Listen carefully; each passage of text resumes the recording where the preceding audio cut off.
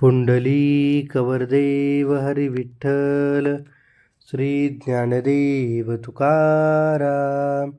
पंढरीनाथ भगवान की जय. माऊली ज्ञानेश्वर महाराज की जय. सार्थ ज्ञानेश्वरी अध्याय 3 कर्मयोग, ओवी नंबर 241 ते 250. या ओवींच्या माध्यमातून भगवान श्रीकृष्ण आणि अर्जुन यांचा सुंदर संवाद आपण ऐकणार आहोत. आणि भगवान श्रीकृष्णानं अर्जुनाला की जीवन जगत असताना कर्तव्य किती महत्त्वाचं आहे हे आपण एका ओवीच्या माध्यमातून अर्थासहित समजून घेत आहोत. तरी हे काम क्रोधू पाही, जया ते कृपेची साठवण नाही. हे कृतांताच्या ठाई मानी जती. या ओवीच्या माध्यमातून भगवान श्रीकृष्ण अर्जुनाला सांगतात की काम आणि क्रोध यासारख्या विकारांवर देवाची कृपा टिकू शकत नाही. हे दोन्हीही माणसाला विनाशाच्या मार्गावर नेत असतात आणि म्हणूनच मृत्यूचे दूतही त्यालाच मानतात की हा नाशाकडे नेणारा मार्ग आहे, हा विनाशाकडे नेणारा मार्ग आहे. की खऱ्या अर्थानं माणसाची प्रगती याच ठिकाणी खुंटते आणि माणूस अधोगतीला लागतो. हे ज्ञाननिधीचे भुजंग, विषयदरीचे वाघ, भजन मार्गीचे मांग मारकजे.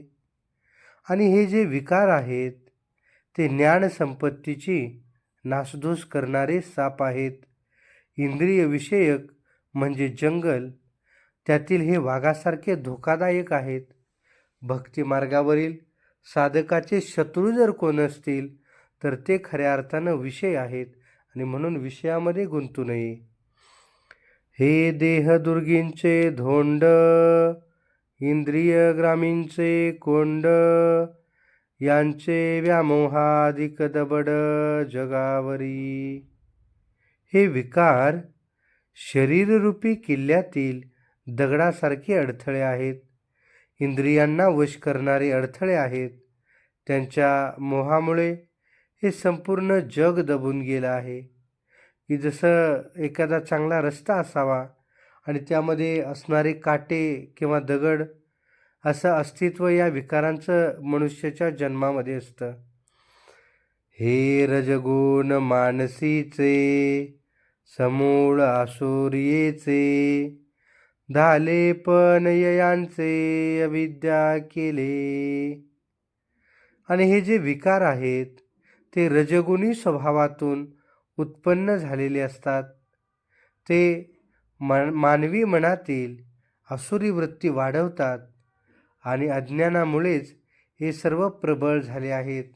यांना फार मोठा वाव अज्ञानामुळं खऱ्या अर्थाने मिळत असतो. हे रजाचे कीर जाहले, परी तामसी पडियते भले, तेने निज पदया दिदले प्रमाद मोहो. या ओवीतून भगवान श्रीकृष्ण अर्जुनाला समजवतात की हे जे विकार आहेत ते रजगुणातून उपजले असले तरी तमोगुणामुळे हे अधिक बळकट झाले आहेत. आणि म्हणूनच त्यामुळं जीव आत्मस्वरूप विसरतो आणि मोह प्रमादामध्ये पडतो, मोहमायेमध्ये गुंततो, या विषयाच्या अधीन जातो.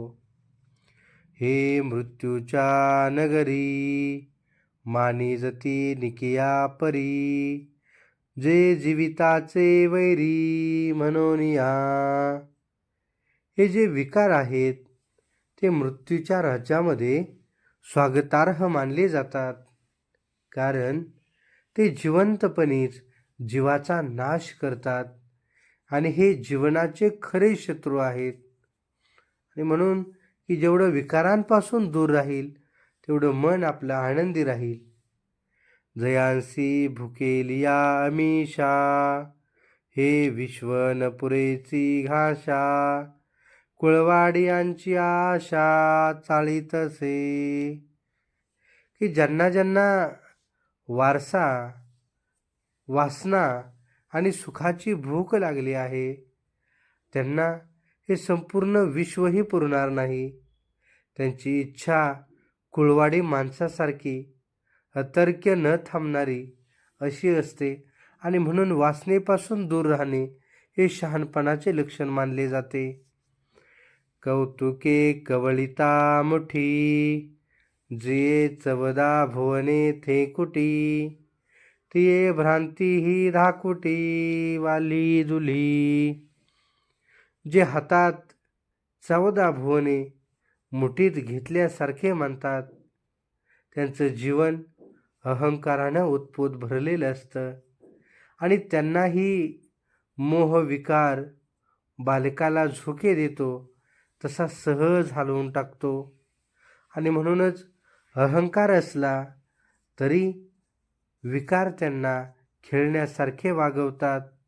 आणि म्हणून अहंकार असो किंवा विकार असो किंवा वासना असो, ही सर्व विनाशाची कारणे आहेत. याच्यापासून लांब राहणं गरजेचं आहे. जे लोकत्रयाचे भातुके, खेळताची खाय कवतुके, तिच्या दासीपणाचे निबिके तृष्णाजी.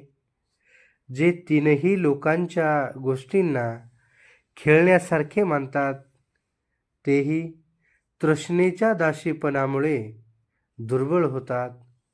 तृष्णा त्यांना खेळवते, खाऊन टाकते आणि भक्तीपासून विलुप्त करण्याचा प्रयत्न की हो मोहमाया माणसाला वेळोवेळी करत असते.